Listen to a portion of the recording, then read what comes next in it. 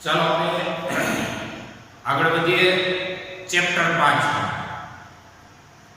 લાસ્ટમાં આપણે વાત કરતા હતા નમન કોણ અથવા એને પૂછો એંગલ ઓફ ડી નમન કોણ અથવા એને પૂછો એંગલ ઓફ ડી તો જેની સંજ્ઞા આઈ છે જૂના પાઠ્યપુસ્તકમાં એની સંજ્ઞા હાઈ પણ જોવા મળશે તમે અમુક પ્રકારના પ્રશ્નો સોલ્વ કરો અન્ય મટીરીયલોમાં તેમાં ઘણીવાર હાઈ સંજ્ઞા પણ વાપરેલી છે સંજ્ઞા ગમે તે હોય આપણે કન્સેપ્ટની અંદર આગળ વધવાનું છે કે ચુંબકીય ક્ષેત્રરેખાએ પૃથ્વીની ચુંબકીય ક્ષેત્રરેખાએ પૃથ્વીની સપાટી સાથે કોના ચુંબકીય ક્ષેત્રરેખાએ તો કે પૃથ્વીના ચુંબકીય ક્ષેત્રરેખાએ પૃથ્વીની સપાટી સાથે બનાવેલ ખૂણાને નમન કોણ કહે છે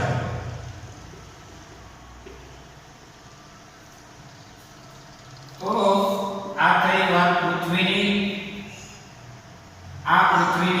રોટેશન અક્ષ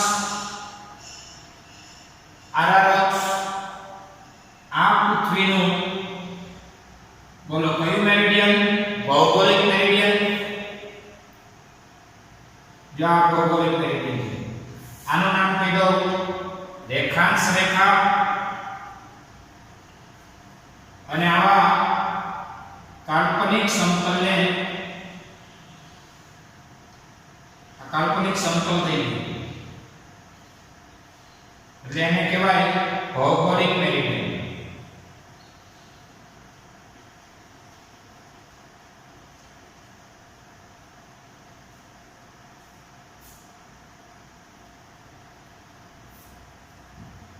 એ જ રીતે આગળ આ તમારી મેગ્નેટ અક્ષ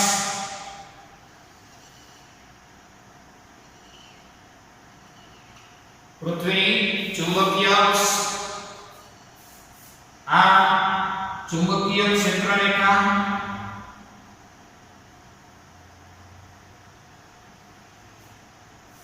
એટલે આ થઈ ગયું ચુંબકીય મેરિડિયન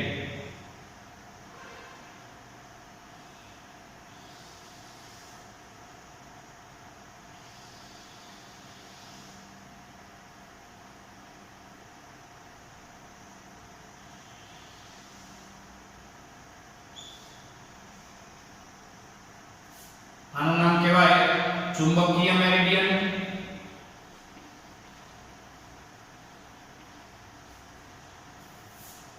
આ બે મેરિડિયનો વચ્ચેનો ખૂણો એટલે આ થઈ ગયો ડેક્લિનેશન કેપિટલ ડી વાત આવે છે આ તો જૂનું જાણીતું છે વાત એવી છે કે પૃથ્વીની સપાટીએ બનાવેલો ખૂણો એંગલ ઓફ ડી હવે આ અક્ષ ને લંબ હોય ને એવા ભાગને કહેવાય પૃથ્વીનું વિષુવવૃત્ત અથવા એને કહેવાય ભૌગોલિક વિષુવવૃત્ત જ્યારે મેગ્નેટ અક્ષ ને લંબ હોય તેને કહેવાય ચુંબકીય વિષુવવૃત્ત આ મેગ્નેટ અક્ષ એમએન અક્ષ થઈ એને લંબ આવું કાલ્પનિક વિચાર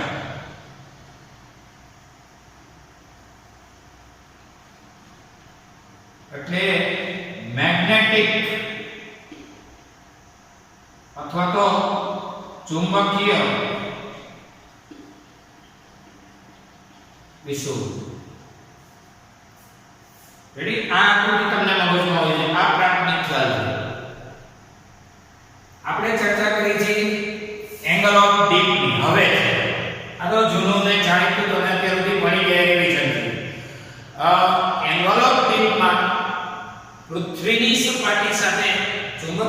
ક્ષેત્રરેખાએ બનાવેલો ખૂણો. આ પૃથ્વી અને આ એની ક્ષેત્રરેખા એટલે કે n માંથી નીકળેલી ક્ષેત્રરેખા S તરફ આ S છે, આ M છે. n માંથી નીકળેલી ક્ષેત્રરેખા S માં દાખલ થાય છે અને અહીંયા અંદર S થી n જઈ બંધ ગાળો બનાવે છે. એટલે ક્ષેત્રરેખાઓ ઢગલાબંધ હોય, અસંખ્ય હોય કહી શકાય. એમાંની અહીંયા એક ક્ષેત્રરેખા તમને બતાવી છે. બીજી ક્ષેત્રરેખા બતાવો. જો અહીંથી ગઈ છે અને અહીંથી ગઈ છે. હા, અહીંથી ગઈ છે આટલી અને અહીંયા ફરી અને આવતી હોય એવું બધું.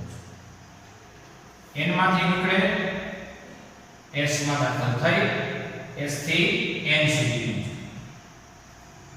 ફરીથી બોલું, n માંથી નીકળી S માં દાખલ થઈ અને S થી n સુધી. હવે વાત એવી છે કે એંગલ ઓફ ડી આપણી પાસે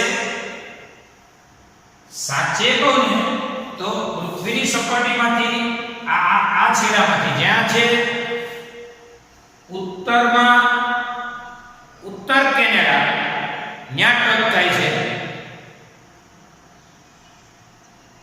આ છેડો ઉત્તર કેનેડા પાસે ટચ થાય છે. આ ભૂચુંબક છે, આ કાલ્પનિક ભૂચુંબક છે. એટલે કે પૃથ્વીની ચુંબકીય ઇફેક્ટ છે, મેગ્નેટિક ઇફેક્ટ કહેવાય છે. જ્યારે આનું નામ છે જીઓમેટ્રિક નોર્થ પોલ કે ભૌગોલિક ઉત્તર ધ્રુવ.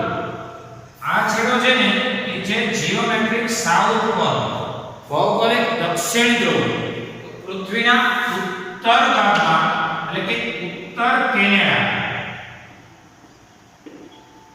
આ ભાગ જ્યારે ન્યા ટચ થાય છે અને અહીંયા એન્ટાર્કટિકા આપણે ચર્ચા ઓલરેડી થઈ ગઈ છે.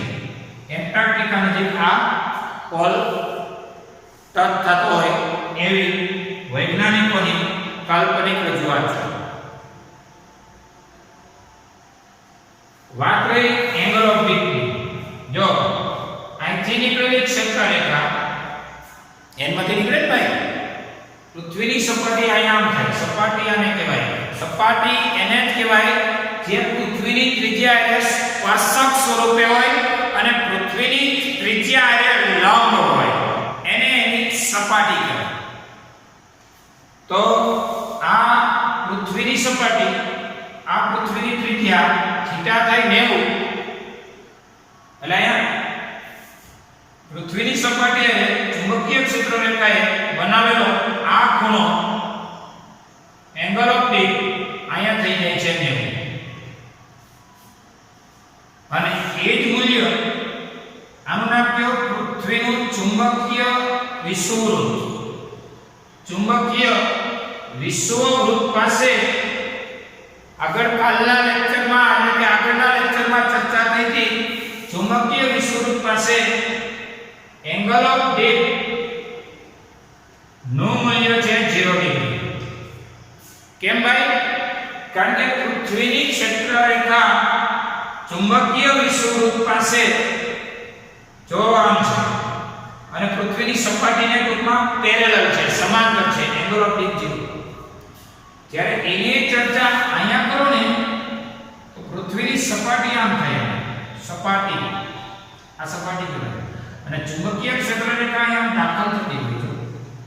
દાખલ થતી ક્ષેત્રરેખા કે જેને સપાટીએ બનાવેલો ખૂણો કેટલો થયો તો કે 90.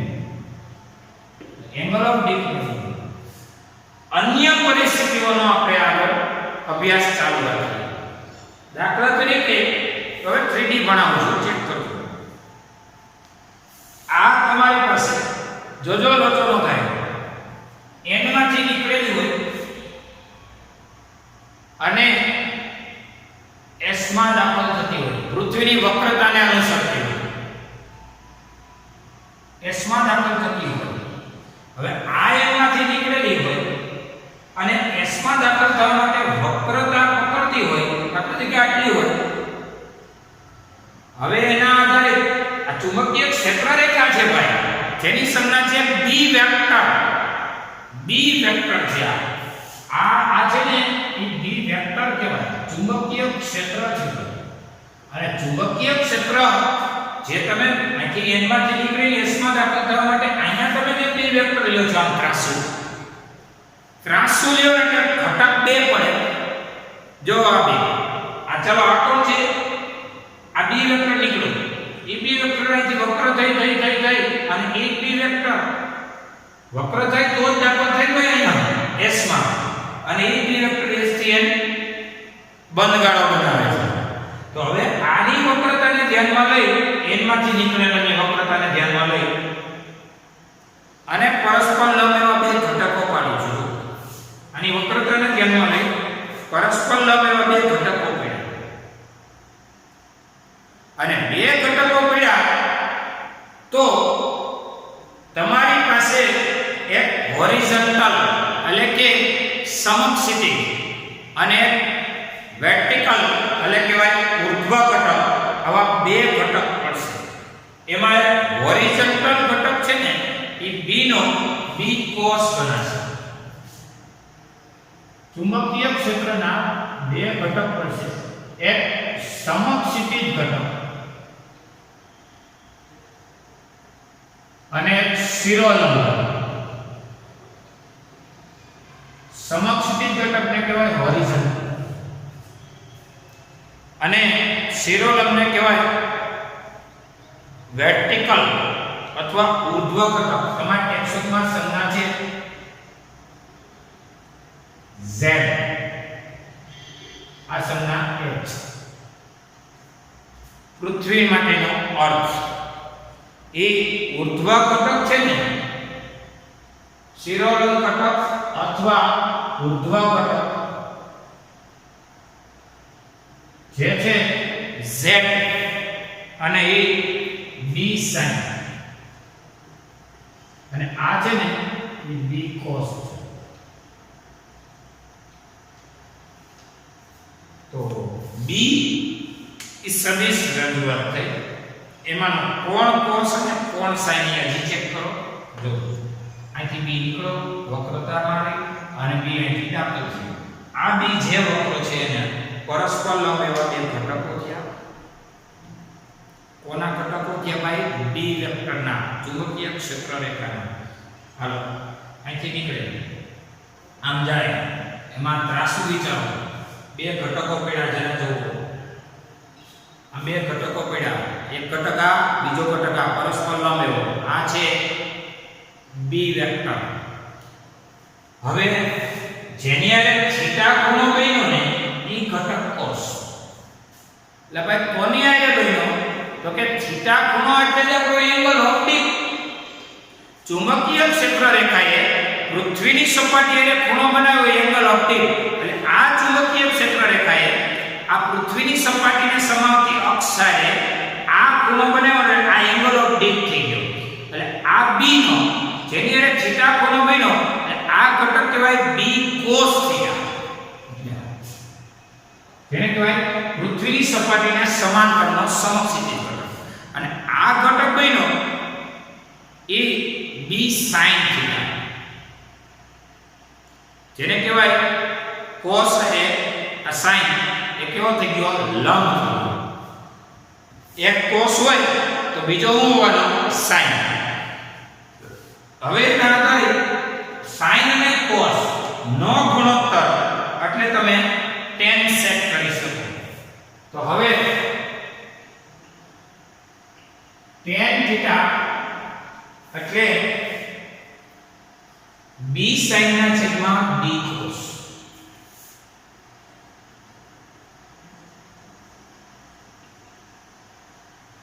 એટલે કે b sin એટલે z e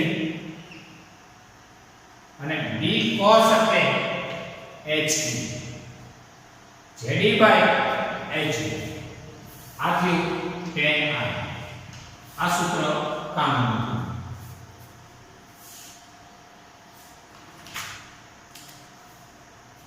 જોઈએ.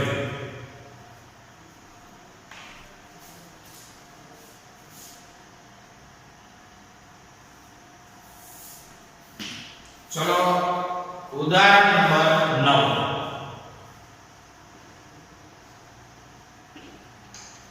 ઉદાહરણ નંબર 9.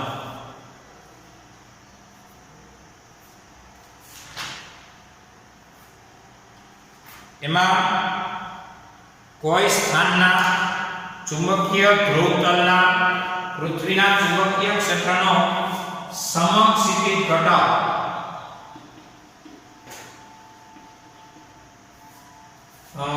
જેને તમે કહો છો હોરિઝોન્ટલ એટલે કે h e તમને કહો છે 0.26 ગોસ એટલે કે 0.26 10 - 4 ટેસ્લા.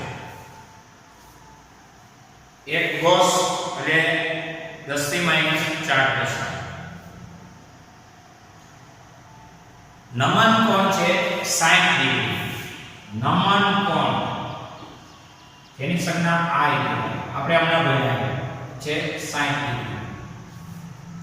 આ સ્થળે પૃથ્વીનું ચુંબકીય ક્ષેત્ર કેટલું? ચુંબકીય ક્ષેત્ર પૃથ્વીનું એટલે કે B કેટલું? પૃથ્વી એટલે અર્થ. તો આપણી પાસે સૂત્ર છે જો નમન કોણ આપેલો છે અને સમક્ષિતિજ ઘટક આપેલો છે. સમક્ષિતિજ ઘટકને કહેવાય h. સૂત્ર થાય b cos θ. એટલે પૃથ્વીના ચુંબકીય ક્ષેત્રનો સમક્ષિતિજ ઘટક he બરાબર be cos θ. he બરાબર be cos θ. તો he છે 0.26 ગોસ. ગોસ નાખશો તો તમારો આ જવાબ પણ ગોસમાં મળશે. ટેસ્લા કરી નાખો તો જવાબ પણ ટેસ્લા મળી શકે. હવે be તમારા અજ્ઞાત છે. cos θ છે 60 ડિગ્રી એટલે કે 0.26 be ગુણ્યા cos 60 પ્લસ sin 30 1/2. આ બદલો અહીંયા જાવ 26 દુ 52 be બરાબર 0.52 ગોસ. 26 દુ 52 એટલે 0.52 ગોસ. આ તમારો જવાબ શક્ય છે. જોયું.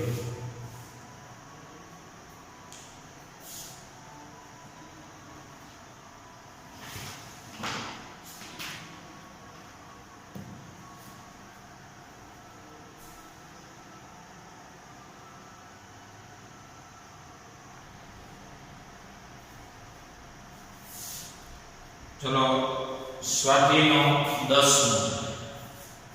મેગ્નેટિક મેરિડિયન ને સમાંતર ઉર્ધ્વ સમતલમાં ઉર્ધ્વ એટલે y અક્ષ અને સમક્ષિતિજ એટલે x અક્ષ ઉર્ધ્વ સમતલમાં મુક્ત રીતે ભ્રમણ કરી શકે એવી સોય નિયમિત સમક્ષિતિજ એટલે કે x અક્ષ નીચે તરફ 22 નો ખૂણો બનાવતી દિશામાં છે. એટલે આપણા કેસમાં નીચે તરફ 22 નો ખૂણો બને એટલે એંગલ ઓફ ડીપ થઈ ગઈ 22 ડિગ્રી. હજી કહું છું એંગલ ઓફ ડીપ ઓળખી લો. જો સમક્ષિતિજ સાથે એટલે પૃથ્વીની સપાટીની x અક્ષ સાથે ચુંબકીય સોય દ્વારા બનેલો ખૂણો. અને યાદ રાખજો ચુંબકીય સોય હંમેશા ચુંબકીય ક્ષેત્રને સમાંતરીય આપણે ભણ્યા હતા ચુંબકીય ક્ષેત્ર એટલે કે B વેક્ટર અને ચુંબકીય સોયને મુક્ત રીતે ભ્રમણ કરી શકે એવી સોયને મૂકો ને તો ચુંબકીય સોય હંમેશા ક્ષેત્રની દિશામાં ગોઠવાઈ જાય. આ એનું સ્થાયી સંતુલન કહેવાય. એટલે ચુંબકીય સોય જ્યાં ગોઠવાઈ જાય ને ત્યાં માની લેવાનું ચુંબકીય ક્ષેત્ર છે. કારણ કે ચુંબકીય ક્ષેત્રમાં ચુંબકીય સોયની લાક્ષણિકતા કઈ તો કે ક્ષેત્રને સમાંતર ગોઠવાઈ જવાનું. કે જે વખતે એની ચુંબકીય ડાયપોલ મોમેન્ટ ની દિશા અને b ની દિશા એક રેખસ થઈ જાય એટલે ટો બરાબર m ક્રોસ b સૂત્ર અંતર્ગત ટોનું માન કાઢો તો mb sin 0 અને sin 0 0 થાય તો કોઈ ટોર્ક ન લાગે. આ એની સ્થાયી સંતુલન અવસ્થા. કોની? ચુંબકીય સોયની ચુંબકીય ક્ષેત્ર સાથે 0 ડિગ્રી બનાવવાની અવસ્થા એટલે સ્થાયી અવસ્થા. તો પૃથ્વીની સપાટી સાથે ચુંબકીય સોય 22 ડિગ્રી નમી ગઈ છે. તો પૃથ્વીની સપાટીએ ચુંબકીય સોય 22 ડિગ્રી નમી ગઈ તો ચુંબકીય સોય કઈ બાજુ જાય? જે દિશામાં ચુંબકીય ક્ષેત્ર હોય. તો માની લ્યો કે પૃથ્વીની ચુંબકીય સોય 22 ડિગ્રી માની આપેલી છે તો એનો મતલબ એ કે ચુંબકીય ક્ષેત્ર સમક્ષિતિજ એટલે 22 ડિગ્રી રહેલું છે. એટલે પૃથ્વીનું ચુંબકીય ક્ષેત્ર અને સપાટી સાથે બનેલો ખૂણો એ એંગલ ઓફ ડિક્રીનો. આ તમારા માટે આટલાનું છે તમારું 10મો એટલે એ 22 ડિગ્રી. આ સ્થળે પૃથ્વીના ચુંબકીય ક્ષેત્રનો સમક્ષિતિજ ઘટક 0.35 ગોસ. સમક્ષિતિજ ઘટક ને તમે કહો છો હોરિઝોન્ટલ. પૃથ્વી એટલે અર્થ HE 0.35 ગોસ. આ સ્થળે પૃથ્વીના ચુંબકીય ક્ષેત્રનું માન કેટલું? ચુંબકીય ક્ષેત્રને કહેવાય D. આપેલો છે સમક્ષિતિજ ઘટક. પૃથ્વીના પૃથ્વીના ચુંબકીય ક્ષેત્રનું સમક્ષિતિજ ઘટક HE બરાબર B cos થીટા. યાદ હોય તો B બરાબર HE by cos થીટા. એટલે કે BE બરાબર HE એટલે 0.36 ગોસ 0.35 ગોસ. એક ગોસ એટલે 10⁻⁴ ગોસ ના છેદમાં cos થીટા. થીટા છે 22 ડિગ્રી એટલે કે cos 22.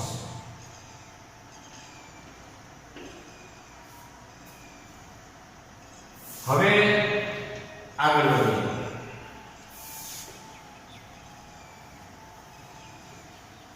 cos 22 ડિગ્રી એટલે નેચરલ કોસાઇનમાં જો તો 22 નો 0 મળે. નહીં તો એને સાઈનમાં કરી નાખો તો સાઈન કેટલા થાય? તો 90 માંથી 22 બાદ એટલે કે 68 ડિગ્રી. એટલે કે B બરાબર 0.35 10⁻⁴ અને sin 68 ડિગ્રી એટલે 68 નું 0 માં નેચરલ સાઇન.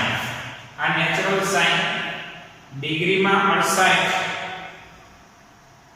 68 ડિગ્રી. આ નેચરલ સાઇનમાં અહીંથી 44 અહીંથી 68 જો 68 નું 0 માં જો એટલે 0.9272 68 નું 0 માં એટલે 0.9272.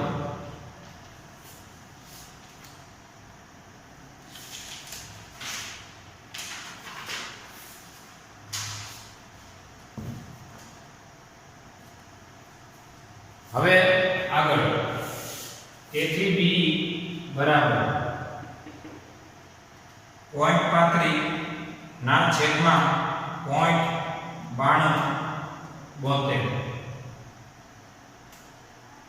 0.3774 ગુણ્યા 10 ની માઈનસ 4 0.3774 10 ની માઈનસ 4 એટલે ફાઇનલ કહેવાય VE બરાબર 0.38 એક રાઉન્ડ સાતડો કાઢો 10 ની માઈનસ 4 ટેસ્લા એટલે જ કહેવાય ગોસ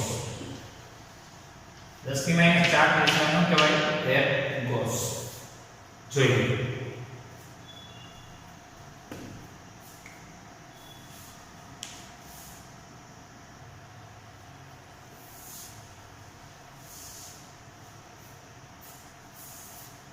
चलो चलो स्वाध्याय नो 11 नंबर आफ्रिका ना कोई स्थळे चुंबकीय कंपास એટલે કે આપણો કાર્યયંત્ર જેમાં ચુંબકીય સોય હોય ચુંબકીય કંપાસ ભૌગોલિક ઉત્તરથી 12 ડિગ્રી પશ્ચિમ દિશામાં રહે છે નમન વર્તુળની ચુંબકીય સોયના ઉત્તર ધ્રુવની અણીને મેગ્નેટિક મેરિડિયનના સમતલમાં રાખતા સમક્ષિતિજાએ ઉત્તર તરફ 60 નો ખૂણો બનાવે છે સમક્ષિતિજાએ બનાવેલો ખૂણો એ જ આપણો એંગલ ઓફ ડે 60 ડિગ્રી પૃથ્વીનો સમક્ષિતિજ ઘટક જેને કહો છો horizontal of earth 0.16 ગોસ એટલે 10 ની માઈનસ 4 ટેસ્લા આ સ્થળે પૃથ્વીના ક્ષેત્રની દિશા અને મૂલ્ય પૃથ્વીનું ક્ષેત્રને કહેવાય b આ b નું મૂલ્ય અને દિશા તમારા પ્રશ્નની શરૂઆતમાં જે 12 ડિગ્રી બસ એક દિશા તો મળી ગયેલી છે એટલે દિશા કઈ તો કે દિશા એટલે તમારી રકમ પ્રમાણે 12 ડિગ્રી પશ્ચિમ તરફ 12 ડિગ્રી એ પશ્ચિમ તરફ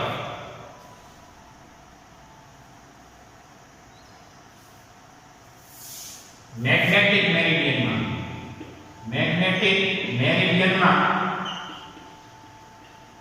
12 ડિગ્રી પશ્ચિમ તરફ રકમ આપેલી છે એમાં બધી ન મળે હા b નું મૂલ્ય કેટલું છે તો આ તમને સમક્ષિતિજ ઘટક આપેલો છે તો આગળ ચર્ચા નથી પૃથ્વીના ચુંબકીય ક્ષેત્રનો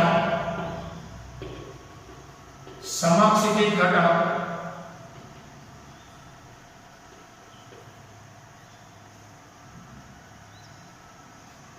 h બરાબર b cos theta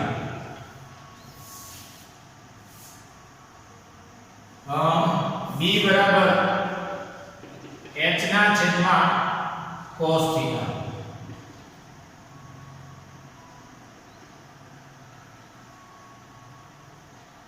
તેથી b બરાબર h 0.16 10 ની માઈનસ 4 cos theta છે 60 ડિગ્રી એટલે b બરાબર 0.16 10 ની માઈનસ 4 અને cos 60 એટલે sin 1/2 એટલે આ છેદ અને એનો છેદ અંશમાં એટલે 16 દુ 32 10 ની માઈનસ 4 ટેસ્લા 0.32 10 ની માઈનસ 4 ટેસ્લા અથવા તો કહેવાય 0.32 ગોસ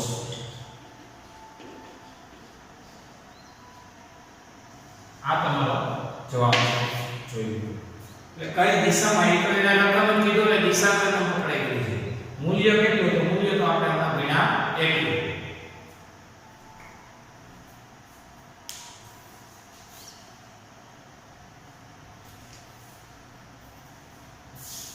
चलो एक प्रश्न नोंधी लो, एक्स्ट्रा क्वेश्चन છે। क्वेश्चन पहलो, कोई एक स्थान पर पृथ्वीना चुंबकीय क्षेत्रनो समक्षितिज घटक तेना ऊर्ध्व घटक करता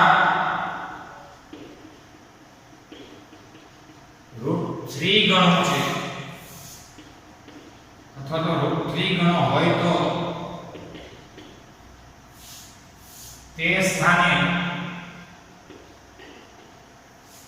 एंगल ऑफ डीप કેટલું?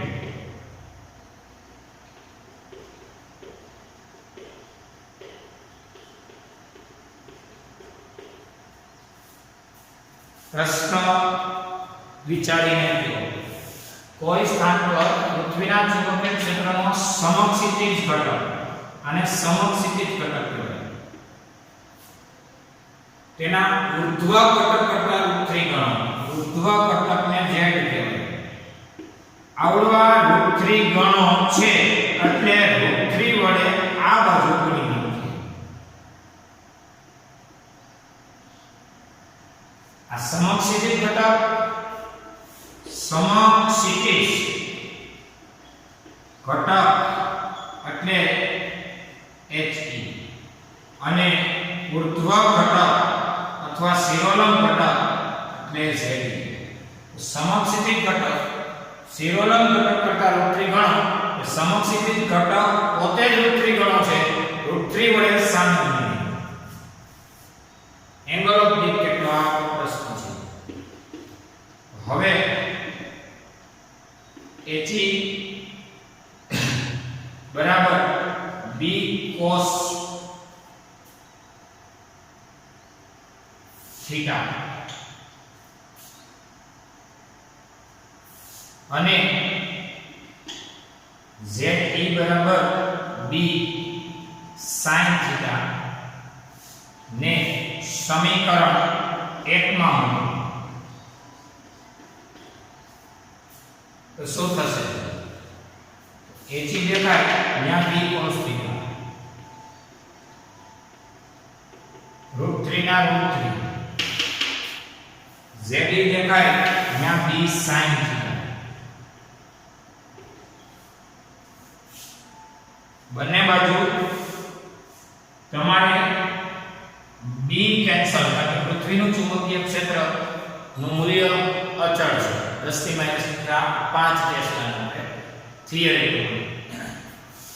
વૈધું શું તો કે 1/√3 √3 નીચે આયા હોય તો sin थीटा ના છેદમાં cos थीटा એટલે આને કહેવાય tan थीटा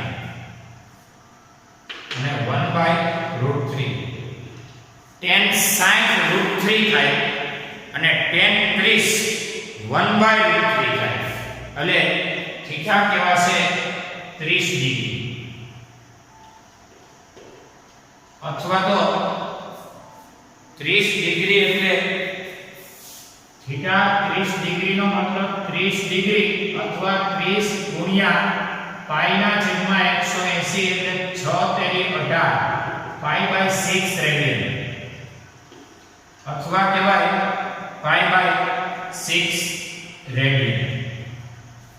આ એંગલ ઓફ ડી જોઈએ।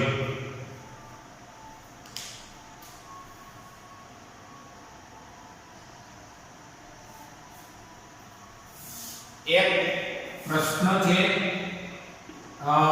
તમારો ડાયનેમો અસર।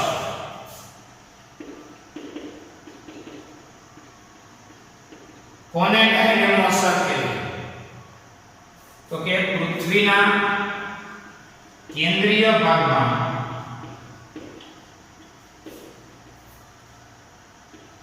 પીગળેલ પ્રવાહી ખાસ કરીને લોખંડ અને નિકલ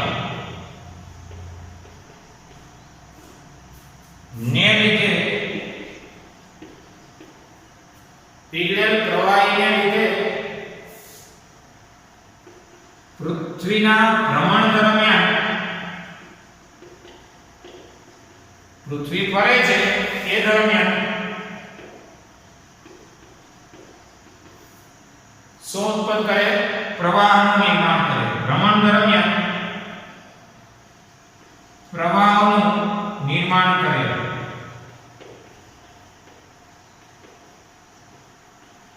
જેથી ચુંબકીય ક્ષેત્ર ઉપજાવે. પ્રવાહ હોય આસપાસ શું હોય? ચુંબકીય ક્ષેત્ર. જેથી ચુંબકીય ક્ષેત્રનું નિર્માણ થાય. આને લીધે પૃથ્વી એક ચુંબક તરીકે વર્તે.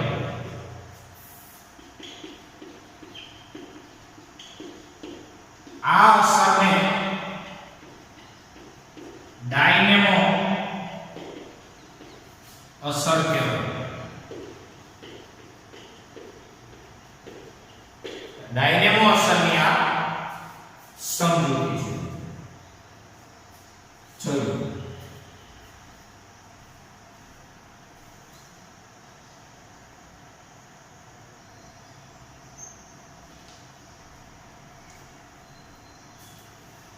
ચલો હવે આપણે નેક્સ્ટ પોઈન્ટની ટૂંકમાં ચર્ચા અત્યારે કરીએ છીએ. નેક્સ્ટ લેક્ચરમાં ડીપમાં ચર્ચા કરશું. એનું નામ છે મેગ્નેટાઇઝેશન. સંજ્ઞા છે કેપિટલ M. મેગ્નેટાઇઝેશન ને એકમ કદમાં કદ છેદમાં કુલ ડાયપોલ મોમેન્ટ. કુલ એટલે ટોટલ. એકમ કદમાં ટોટલ ડાયપોલ મોમેન્ટ ને મેગ્નેટાઇઝેશન કહેવાય. હવે તમને એમ થાય કે ડાયપોલ મોમેન્ટ એટલે શું?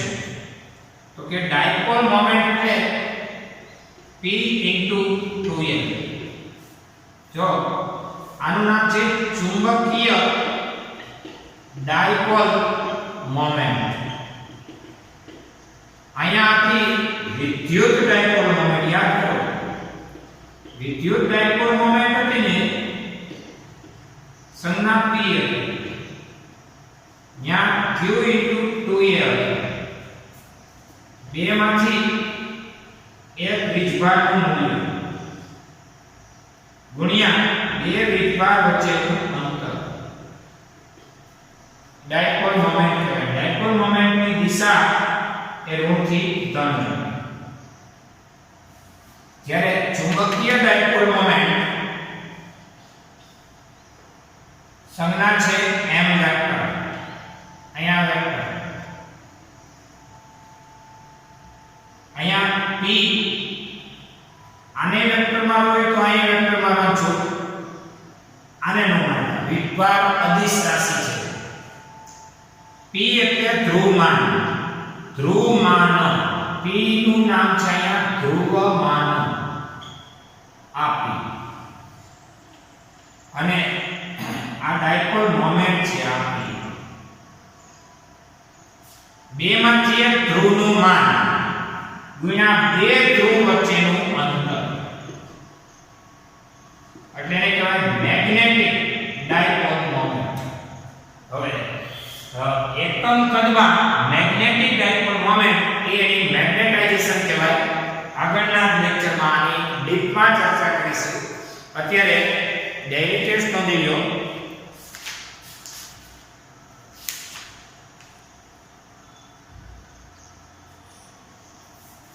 ડેઇલી ટેસ્ટ ઉદાહરણ 9